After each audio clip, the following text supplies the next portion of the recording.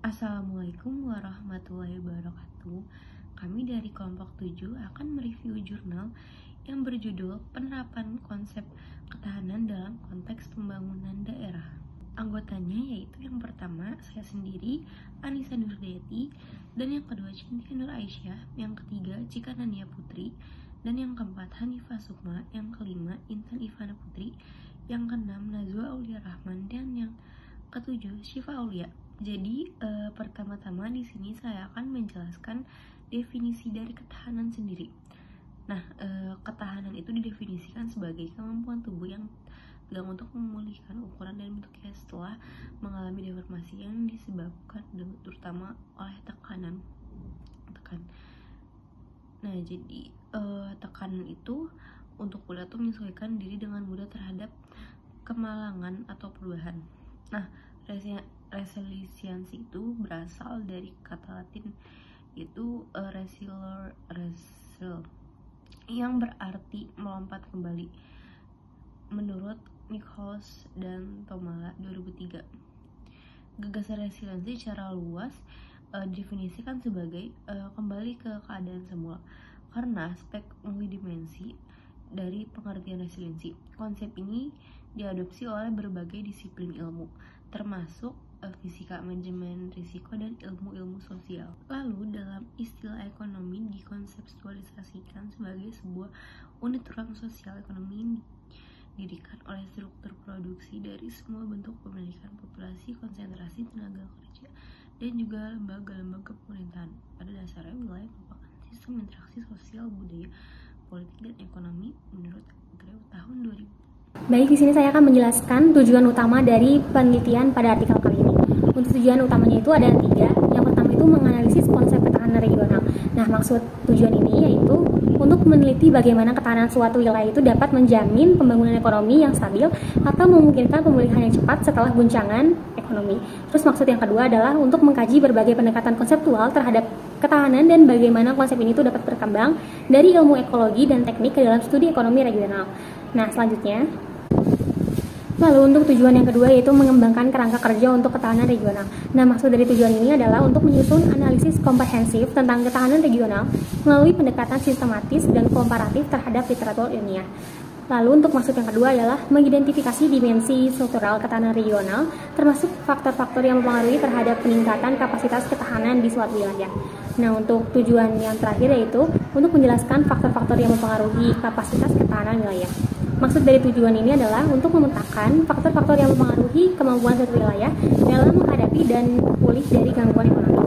Lalu untuk maksud yang terakhir adalah untuk mengembangkan pemahaman tentang bagaimana kebijakan, inovasi, dan strategi pembangunan dasar untuk meningkatkan ketahanan. Terdapat 2 faktor struktural yang membentuk ketahanan regional. Yang pertama adalah inherent capabilities yang mencakup struktur ekonomi, daerah, sistem inovasi, basis keterampilan, tingkat daya saing sebelum guncangan. Dan kedua yaitu adaptive capabilities atau bauran tindakan dan keputusan yang diperlukan untuk mempercepat kebangkitan daerah. Faktor inherent ketahanan regional suatu daerah bergantung pada kekuatan dari kelemahan ekonomi daerah yang tersembunyi faktor-faktor seperti modal fisik dan manusia, daya saing, sistem inovasi, budaya kewirausahaan, kekayaan sumber daya alam, dan modal fisik, dan sebagainya, memainkan peran penting dalam membentuk ketahanan daerah.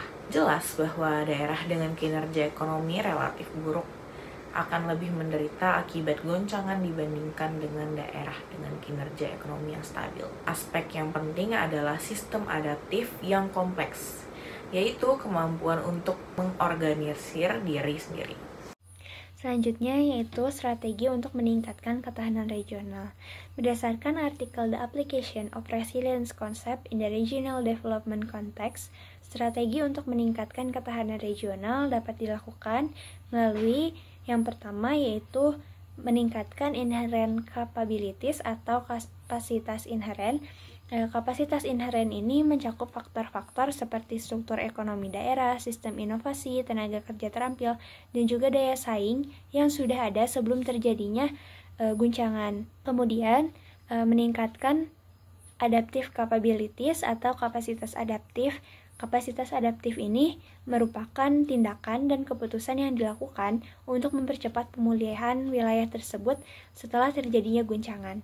Kemudian, yang ketiga yaitu mengembangkan sistem inovasi dan pembelajaran. Hal ini dapat dilakukan dengan mendorong investasi dalam penelitian dan inovasi oleh bisnis dan juga pemerintah. Selanjutnya yaitu meningkatkan kerjasama antara akademisi, industri, dan pemerintah dalam pengembangan teknologi. Dan juga mengembangkan tenaga kerja yang fleksibel, profesional, dan memiliki keterampilan dalam beradaptasi. Yang keempat yaitu mengembangkan infrastruktur dan tata kelola yang mendukung dengan cara meningkatkan konektivitas digital dan infrastruktur fisik seperti transportasi dan jaringan energi. Dan juga dapat dilakukan menerapkan kebijakan tata kelola yang transparan dan mendukung kerjasama antara sektor publik dan juga swasta. Selanjutnya yaitu memperkuat jaringan dan kolaborasi.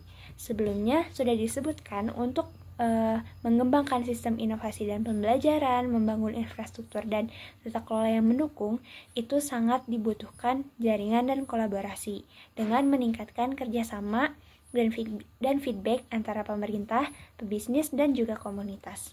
Selanjutnya yaitu membangun strategi pembangunan ekonomi yang terdiversifikasi dengan cara mengurangi ketergantungan pada suatu sektor ekonomi tertentu dengan memperkuat sektor lainnya, dan juga mengembangkan ekonomi berbasis pengetahuan dan teknologi untuk meningkatkan daya saing yang jangka panjang. Dengan menerapkan strategi-strategi tersebut, suatu wilayah dapat lebih tangguh dalam menghadapi berbagai guncangan, baik dalam ekonomi, sosial, maupun kebencanaan, dan dapat lebih cepat beradaptasi dan pulih ke jalur pertumbuhan yang stabil. Jurnal ini menyebutkan bahwa ada 3 perspektif utama dalam memahami ketahanan wilayah.